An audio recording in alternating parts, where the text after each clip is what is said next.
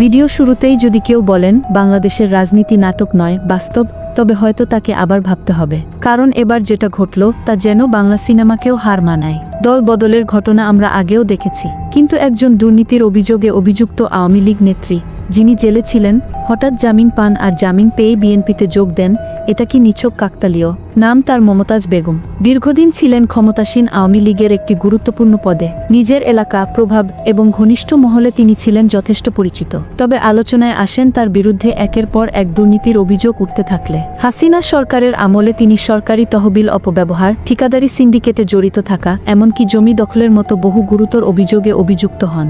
দুর্নীতি দমন কমিশনের নজরে আসার পরই তাকে গ্রেফতার করা হয়। মামলা চলে, তদন্ত চলে এবং তিনি দীর্ঘদিন জেলে ছিলেন। সবার চোখ তখন তার জামিনের দিকে, কারণ মামলাগুলো ছিল যথেষ্ট জোরালো। এমন পরিস্থিতিতে হঠাৎ করে তার জামিন পাওয়া রীতিমতো চমক তৈরি করে। আরও বিস্ময় তৈরি করে যখন জামিন পেয়ে বের হয়ে তিনি সরাসরি বিএনপিতে যোগ দেন। তাকে আনুষ্ঠানিকভাবে দলে স্বাগত জানান বিএনপির ভারপ্রাপ্ত চেয়ারম্যান তারেক রহমান নিজে।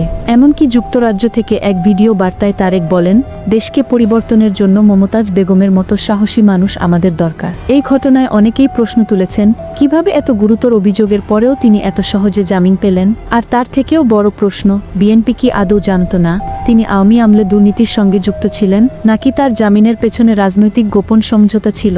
এই ঘটনা নতুন করে রাজনীতিতে একটি ভয়ানক ট্রেন্ডের ইঙ্গিত দিচ্ছে।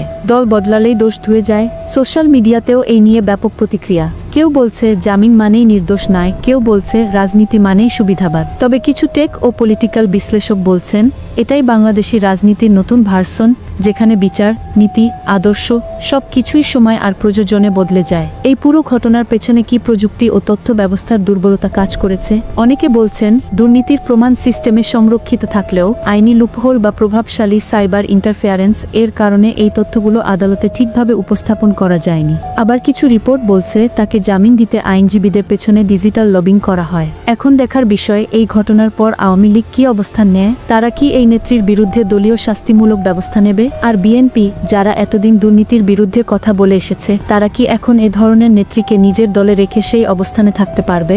বাংলাদেশের রাজনীতি আর চুপ করে বসে থাকার সময় নেই। এক একটি ঘটনায় যেভাবে ঘুরে যাচ্ছে চরিত্র, পাল্টে যাচ্ছে পক্ষ, তাতে সাধারণ মানুষের প্রশ্ন একটাই, আমরা কাকে বিশ্বাস করব? এমন ঘটনা ভবিষ্যতে রাজনীতির প্রযুক্তি নির্ভর দিককে কিভাবে বদলাবে, সেই আলোচনাও আমরা তুলে ধরব পরবর্তী ভিডিওতে।